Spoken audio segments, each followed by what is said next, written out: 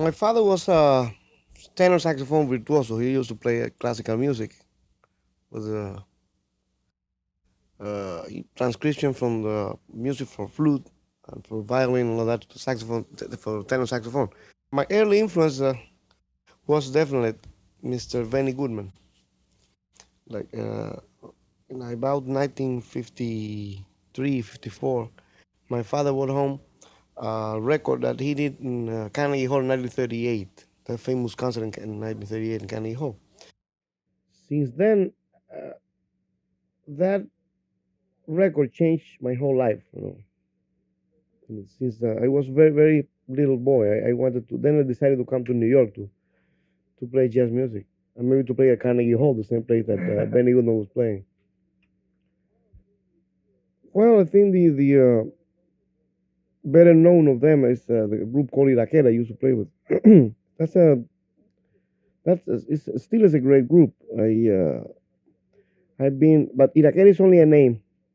It means jungle, but I've been working with Chucho Valdez, who was the leader of the group for 17 years or something like that. I've been conducting the Orquesta Cubana de Música Moderna for a couple of years. Like Chucho was there and Carlos Emilio, the guitar player, and all those guys. He's a very good arranger too, a fantastic piano player. Then later on, he decided to invite me to join the group as a co-leader and co-arranger too. And I spent several years in the group. There were great players like Arturo Sandoval now. He's one of the greatest trumpet players in the history. That's a title card for an album that always I say as a joke that is dedicated to Mariel Hemingway. You know? Because that Mariel affair was so controversial that then I decided to do that joke about that. But it's really that was inspired in that boat lift to the freedom. And, in that period, they come this country 125,000 people in less than a month. That's a record.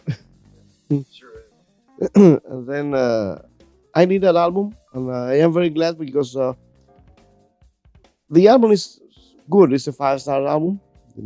Downbeat, beat it was 5 stars album, and was very was an opportunity to dedicate something to the people who came to this country in the same time I came to. The only difference I came via Spain. They came via Mexican Gulf, But this is a tribute to those friends who came that time. Really, I think that the best percussionists in this part of the world, this is not because I born there, but they came from Cuba.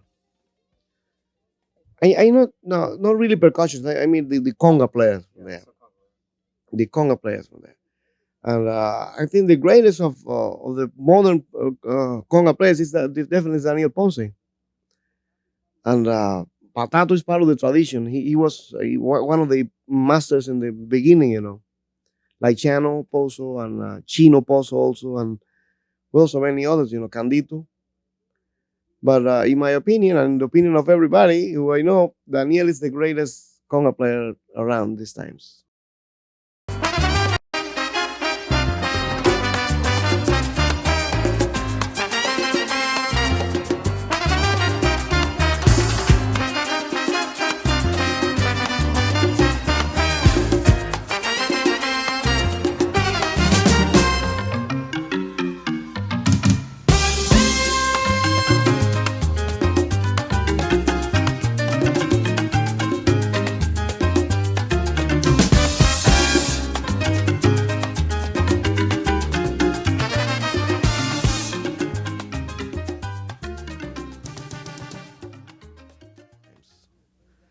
And I'm very glad that he was in my band. Now he has his own band, and I hope he's doing well. But for me, I finished already with percussionism on the road for the moment because I have a very busy drummer. Portinho is a very creative drummer, and he's very busy. And then I check out when I have a percussionist around him, you have to work together with the percussionist, and then it's more square. It's more danceable music, you know. It's more square. I don't want that now. I want a drummer who plays Latin, but that have the floating of the jazz music. You know? The freedom of the jazz music. It's a combination. This group is a combination between jazz and Latin music. I heard somebody told me one thing one day that was true. They said, "Well, Latin jazz bands most of the time are more Latin than jazz," and it's true. My band is a combination of both, but it really is a jazz Latin band.